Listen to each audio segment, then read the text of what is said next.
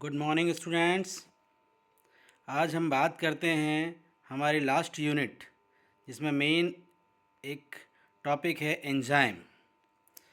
Enzyme यानी कि catalytic proteins. क्या होती हैं ये कैटालिटिक प्रोटीन्स या एंजाइम्स? ये किस तरह से रेट ऑफ रिएक्शन को स्पीड अप करते हैं, यानी कि किसी भी रिएक्शन को बढ़ा देते हैं और खुद अनचेंज बने रहते हैं। अब ये बायोलॉजिकल रिएक्शंस को स्पीड अप करते हैं, इसीलिए इन्हें हम बायोलॉजिकल कैटलिस्ट या एंजाइम कह रहे हैं। तो हम बात करेंगे भी पूरे एंजाइम्स के बारे में, कौन कौन से टाइप के एंजाइम्स हैं, क्या क्या इनके कैरेक्टरिस्टिक फीचर्स हैं और क्या इनका नेचर है।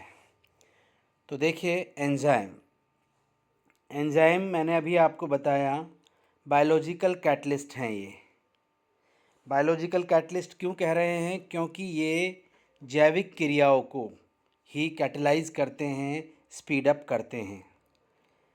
दे आर ऑर्गेनिक थर्मोलेबाइल कैटलिस्ट।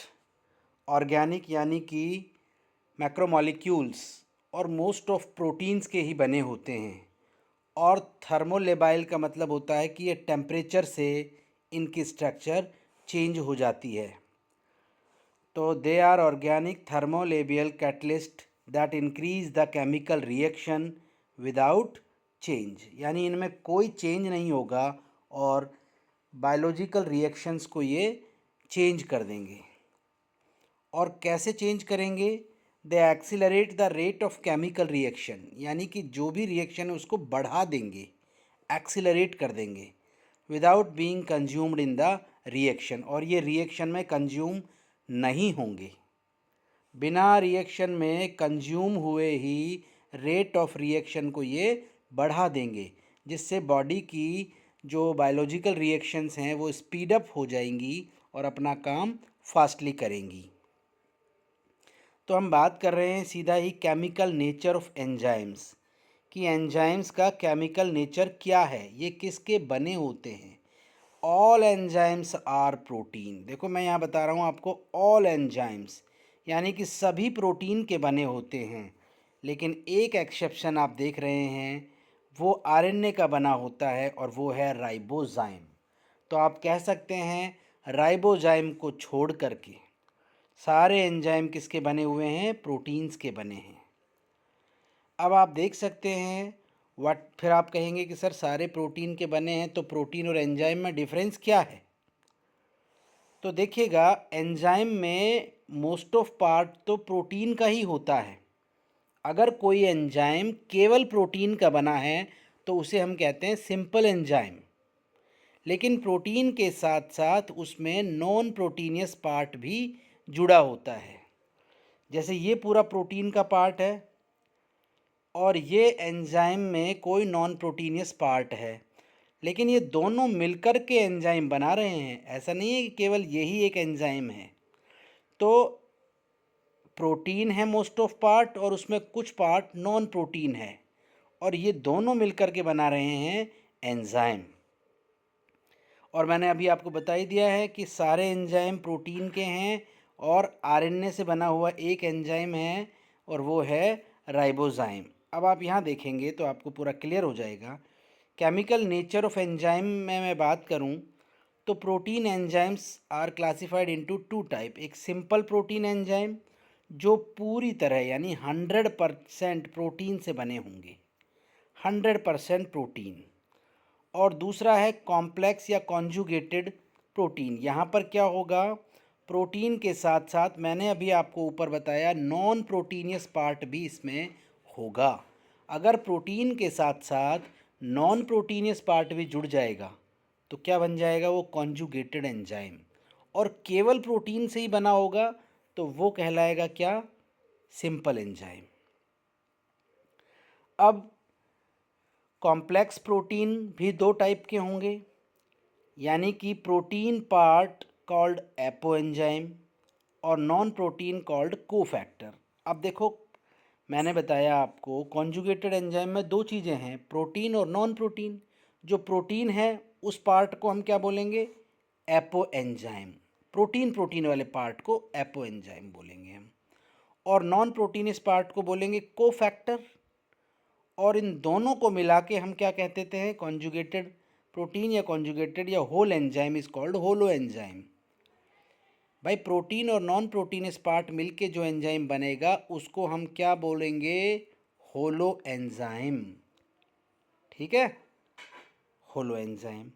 तो यहाँ आप देखेंगे ये है पूरा प्रोटीन का पार्ट है, पूरा प्रोटीन है, तो ये हिस्सा तो एपोप्रोटीन हो गया, और ये नॉन प्रोटीनियस पार्ट है, ये हो गया कोफैक्टर। और जब ये दो इस पे जुड़ जाएगा, यानी दोनों ये जुड़ जाएंगे, तो ये क्या बना देंगे, होलो एंजाइम। सिंपल एंजाइम में तो ये होगा ही नहीं, जो कॉन्जुगेटेड एंजाइम है उसके अंदर प्रोटीन और कोफैक्टर दोनों होंगे और वो मिलके बनाएंगे होलो एंजाइम। कोफैक्टर, अब आप ध्यान देंगे कि जो कोफैक्टर है ये हिस्सा है जो, ये इसके बेसिस पे हम बात करेंगे। अब ये कोएंजाइम भी हो सकता है और प्रोस्थेटिक ग्रुप भी हो सकता है। आप यहाँ देखें, ये प्रोस्थेटिक ग्रुप कब बन जाता है और कोएंजाइम कब बन जाता है, यहाँ देखना है आपको।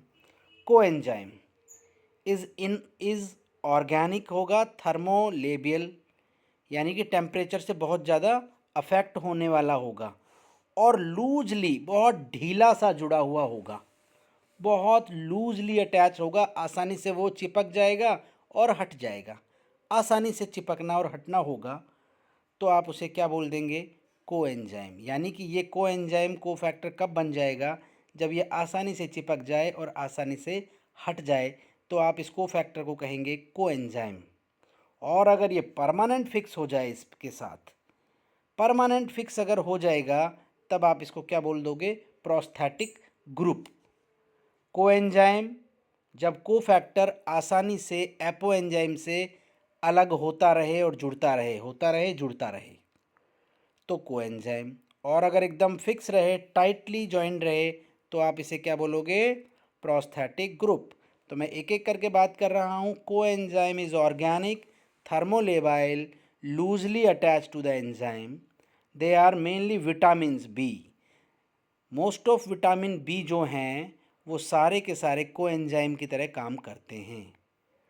Derived example FAD, NAD. Prosthetic group is inorganic होगा, थर्मोस्टेबल होगा, टेम्परेचर से ज़्यादा इस पर इफेक्ट नहीं होगा, और firmly attach to the enzyme, tight जुड़ा हुआ होगा एंजाइम से, आसानी से अलग नहीं होगा। और इनके जो एग्जाम्पल होंगे वो होंगे कैल्शियम आयन हो सकता है, जिंक हो सकता है।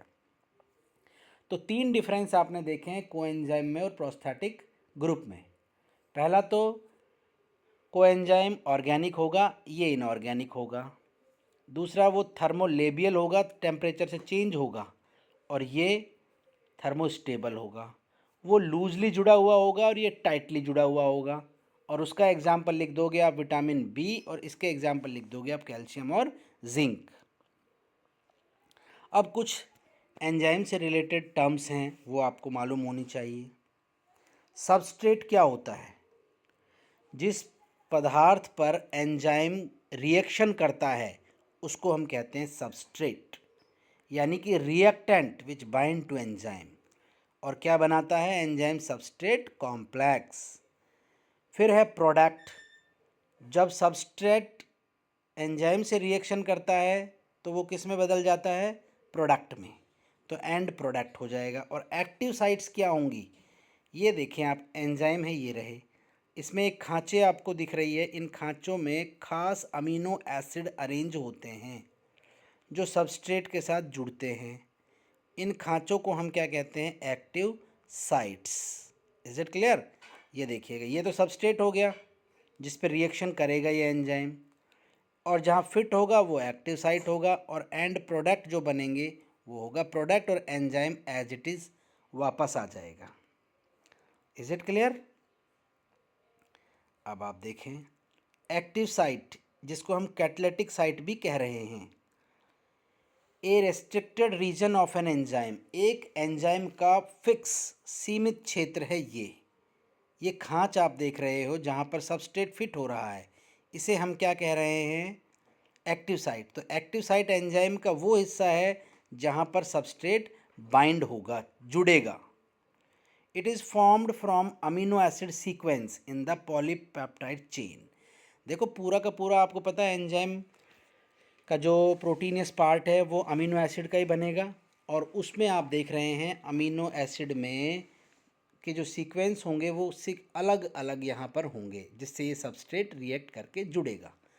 तो एक्टिव साइट क्या हुआ?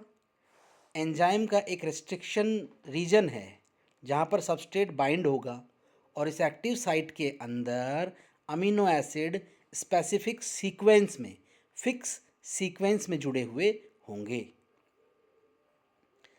अब मैकेनिज्म ऑफ एंजाइम एक्शन, कि एंजाइम कैसे काम करता है, क्या इसकी मैकेनिज्म होगी।